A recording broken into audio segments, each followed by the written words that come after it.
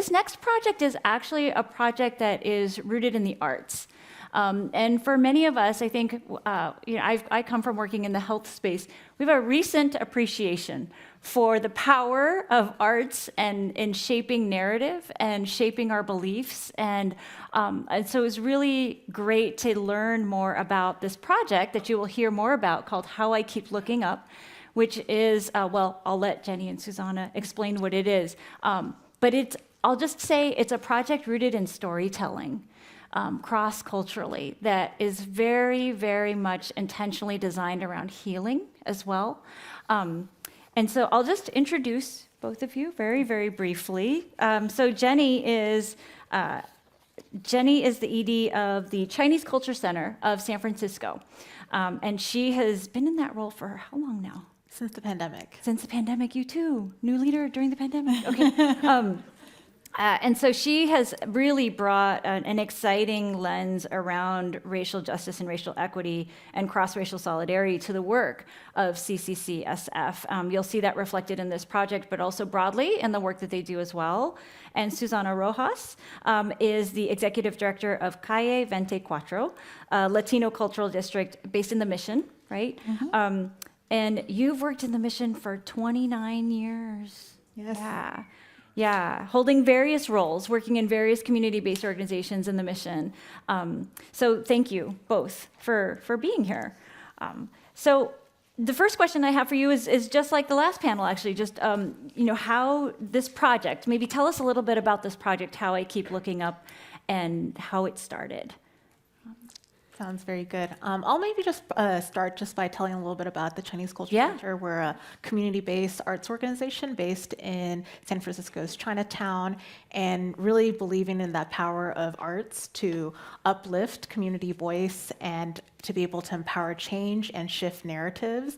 And we were founded during the civil rights movement, inspired by the civil rights movement to create and fight for a place. And I think that has always been rooted in our DNA about wanting to be in solidarity and be in cross-cultural solidarity. And How I Keep Looking Up was a project that we were working with an artist led by Christine Wong Yap, and seeing that there is an opportunity to uplift immigrant working class women's stories that frequently didn't have a space, who were invisible and unheard, and to be able to create a project that is around that, working with the Mission District. And there's so many similarities between our communities in language access, in terms of our working class and immigrant community, that it just seemed like a great project to collaborate on. And we brought together 16 women from both of our communities to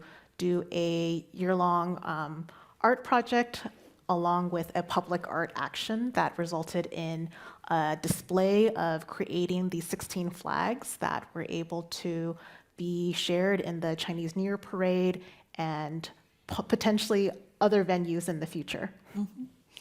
And for us as the Latino community, when Jenny and her team approached us, it was the right match, right? It was being able to bring our communities together and to understand that a lot of the narrative out there that divides us is not real. We have more in common than we have that separates us. So this project allowed our community to be able to see firsthand how much their history and their stories of immigration are so much similar, much more than different.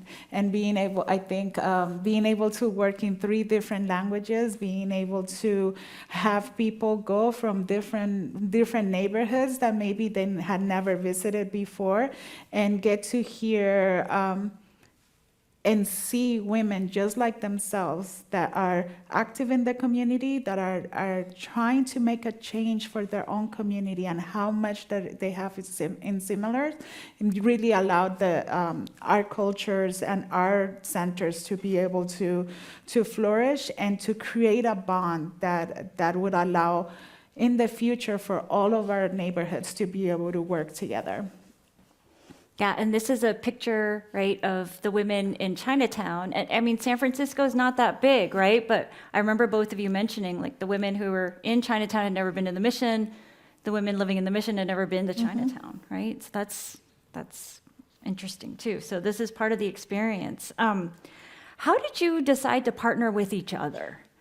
What made you pick each other in this project? I mean, I think the Chinatown and Mission have always kind of been in the same circles. We're in budget season right now for city budget, and there is so much shared advocacy, I think, showing up in solidarity for advocacy for cultural district, for cultural centers. We showed up in solidarity with for Galleria de la Raza when they're being evicted from their space, and there is so much commonality that I think laid the foundation and shared values for this project even before this project started. So I think there was a foundation of trust. There was a foundation of trust, and also both of those neighborhoods, the Mission and Chinatown, are rooted in culture, are very, very rooted in culture. So when opportunities like this come along, it makes it so much easier because our value system is there, but also it is the way that we see the work that we do, that yes, we protect our own communities, but we can't protect our own communities without protecting our fellow BIPOC communities. Because as long as one of us is oppressed, all of us are oppressed. So if we all are working together and we have that value system, then we can all work together, we can all move forward, and we can all kind of pull each other on, right? And as one goes one step ahead, then the other one comes behind and learns from everybody's work. And Susanna, I remember you mentioning too, there was a way in which Jenny and her team approached you with this idea, right? Because you probably get approached for lots of different collaborations. Can you say a little bit about that? Because you're very, yeah. Yeah, for us, humbleness goes a long way, and respect goes a long way. And sometimes, we were talking about this, sometimes collaborations end because of that, because there's a lot of egos. But that was not the case when Jenny and her team approached us. The way that they came was very respectful, very humble, and very acknowledging that there were of these commonalities, and also very aware that there is a narrative out there that divides us. So when we were able to sit down and talk about it, like we said before, the values match, but also the approach, that we were able to be respectful of each other, step in when one of us needed to step in, but also step back when the other one was leading, was extremely important. And I want to stay on this values piece too, because you both work with immigrant women, obviously different cultures, but can you talk about how your values showed up in how you did the project? I remember you talking about like really taking care of the women, and how did your respective cultures feed into what the project played out to be?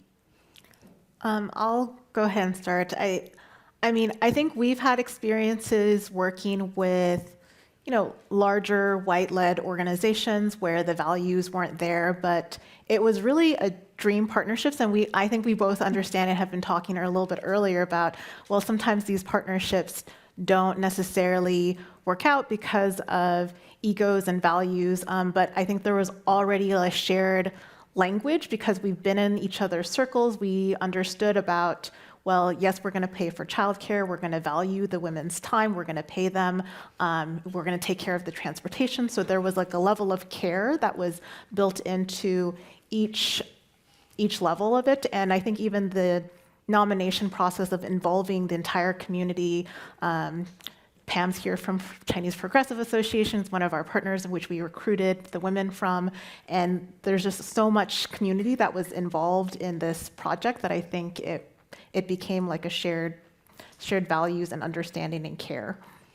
Yeah, and I think we both are very community-based. Community comes first. So what that means is whatever the population that we're working with at that moment needs is what we're going to provide. It is not about us, it's not what we need, because the services are not going, it's gonna benefit us because it's gonna give us a great name, but the people that are benefiting are the participants of it. So if we are not taking care of them, how are we showcasing what our values are. How are we living up to who we say we are? And I think, again, this is why this partnership was so successful, because there was never a question. We never had to push. They never had to push us to say we're paying for childcare, or you know what, we're taking the lift with the women, and we're gonna teach them how to get to Chinatown, and we're gonna show them in the map. This is the bus that you take, and that type of stuff. And being able to, also when they had questions and came back, to be able to answer with love and respect about what they were experiencing, and acknowledge that maybe they were being challenged in their belief system, but then also being educated and their eyes being open to what maybe they didn't know. So again, it's being rooted in community, really respecting the community that we're working with. Mm-hmm. Anything that was surprising to you all in the journey of the project? Anything that was harder than you thought, easier than you thought? You talked about doing it in 3 languages. That seems difficult, but That is no small feat. I think, yes, Spanish, Chinese, and English. I think we understood that it was going to be a challenge with doing it all in 3 languages. And one of the things that we kind of learned was during the process, like we had a Spanish interpreter that we thought was just going to help with the project, but we really had to bring them on as a facilitator in the project, because we really needed that bicultural understanding, that need to communicate on both sides, and to be able to have that buy-in in that project. And so it wasn't one-sided. We had to have facilitators on both sides that were bicultural, bilingual, in order for this to work. Mm-hmm. So that was the hardest part. But surprisingly, the easiest part was the collaboration in itself, which is surprising, because I think for those of you who have been in collaborations, that can also oftentimes get really tricky behind doors. But for us, it never did. Mm-hmm. And that was very surprising. That was very welcome as well, to be able to treat each other with the respect and honor each other's culture. That created, I think that transpired through the whole project, and through the women that were participating, because it was very obvious, it was very natural. I think that also translated to our participants. Mm-hmm. I have to say that Calle was like a dream partner, because we've worked with a lot of different partners too, where for whatever reason it didn't work out. But for this partnership, it was just the right place, right time. It aligned a lot with what they were doing and what we were doing, and they were just like great to work with. Same. Wow. We're supposed to talk about hard parts too. No, I'm just kidding. What have you seen in terms of the impact of this project on the women who are participating? Oh, so much. I think confidence was one of them, because I think when they were first kind of starting off, there was a lot of shyness in wanting to interact. They didn't believe in themselves to be able to engage in art and culture, or using it as a tool. But seeing them being able to gain confidence throughout the project was really, really rewarding, because these were women that are really owning up to having that space, and be able to step into it, feeling really proud when they're able to showcase to their families, and to be in to actually show the world, because there was a public art aspect to it. Mm-hmm. And the solidarity and sisterhood that it was created. I remember during the press conference, we had one of the women, and she was speaking, and she started crying when she was telling her story, her immigration story, and how she had to leave her family, and what that meant for her to be able to showcase and her flag and tell her story of immigration.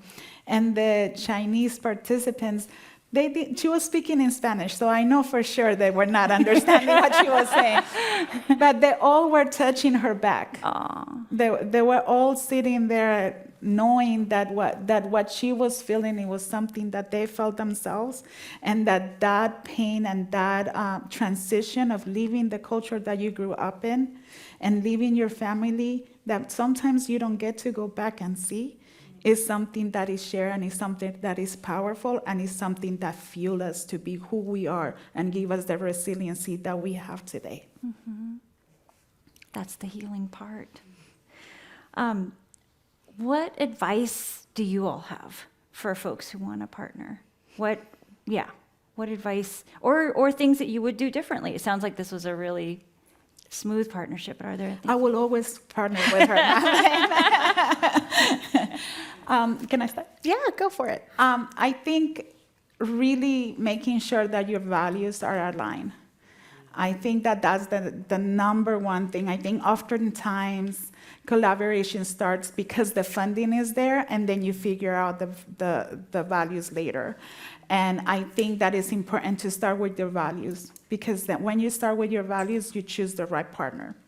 And then the project is that much more powerful, because it was never rooted on how much was going to be shared among the organizations or none of that. It's about how are we helping our community and how are our values aligned. And I will also just say that if we were to do the project over again, I mean, I think investing in the relationship, I think there has been that theme that we've heard throughout today. It's really about investing in the partnerships and the relationship, because if we were to do it over again, we found the funding first and then we partnered, but being able to be on the same footing and moving together was really important. But, historically, arts and culture has not been funded or well-resourced, and so we've always had to do it piecemeal, project by project, even though culture really brings us together and art brings us together, and it's something that if we were to do it over again, if there were resources out there, we would do it again in partnership, fundraising together, so that we are both invested in that partnership and moving together. I agree with that. And then also, I think that it would be great because for us, because we had done it in this way, there were so many other opportunities that were coming after that we were like, of course we were excited and we wanted to do it, but we're like, oh, but where's the time and where's the capacity and how do we get it done? So I think that would have allowed us to make sure that we were able to foresee some more of the opportunities out there, because we really, really wanted to have the project come out in Carnaval, which just happened, but due to capacity, we weren't able to make it. The women were able to come out in the New Year's parade, and all of them loved it. And for the Latino women, were like, my gosh, we were there. It was so cool. It was raining, but they loved it, loved every second of it. And we would have loved to be able to do that also with Carnaval and do the mirroring effect, right? It wasn't possible this year, but we're trying to make sure that the exhibition comes to the mission so that all our whole community gets to experience the project. So any funders out there want to see the exhibition in the mission and Carnival? And on the image back here are the flags themselves, right? Images of the flags designed by the women. Are they still on display, Jenny? They are still on display. They're there until August, so Okay. please do come to the Chinese Culture Center, and they'll also be at the mission in the TBD in the future. Yes. There's so many great insights here, I think, that tie together, too, from the panel before, when Julie was mentioned, kind of the stepwise process of how you form relationships and then ultimately get into a position where you can take action together, right? So I think ideally, yes, you invest in the relationships and then you go get funding together. And also what I hear here as well is that you had the funding, but you had the ready relationships, too, right? So that's also a great way to go, knowing that these things take time. We have a few minutes for questions, if folks have any questions for Susanna and Jenny. We have our mic runner here. Do we have any questions? Oh, yep.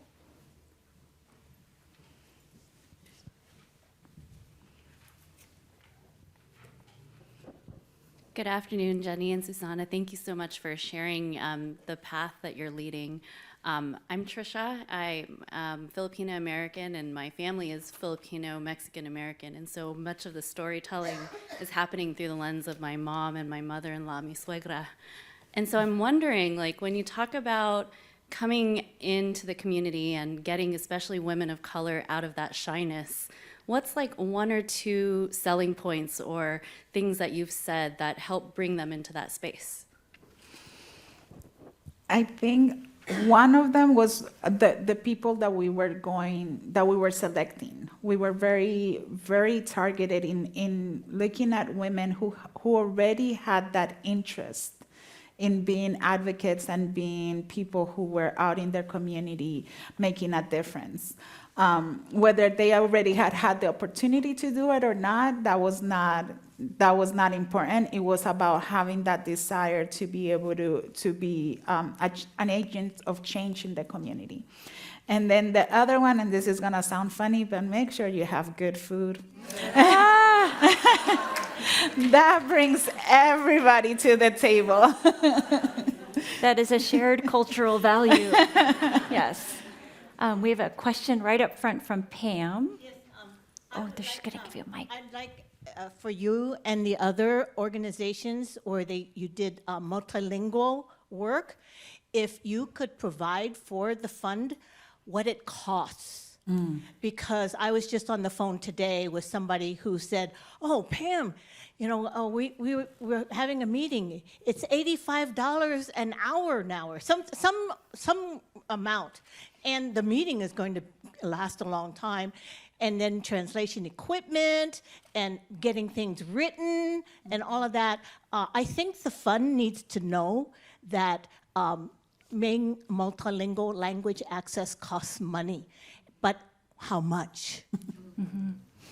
Quality multilingual access costs money. Yeah. Yeah, because oftentimes it's free labor that's asked of probably many of you in this room or your staff. And someone who's worked in language access for 20 years, it's a job. Well, I'm looking at Berta Bejarano. It is a profession. It needs to be compensated. Yes. Any other questions folks have? All right. Well, join me, please, in thanking Jenny and Susana. Thank you so much. Thank you.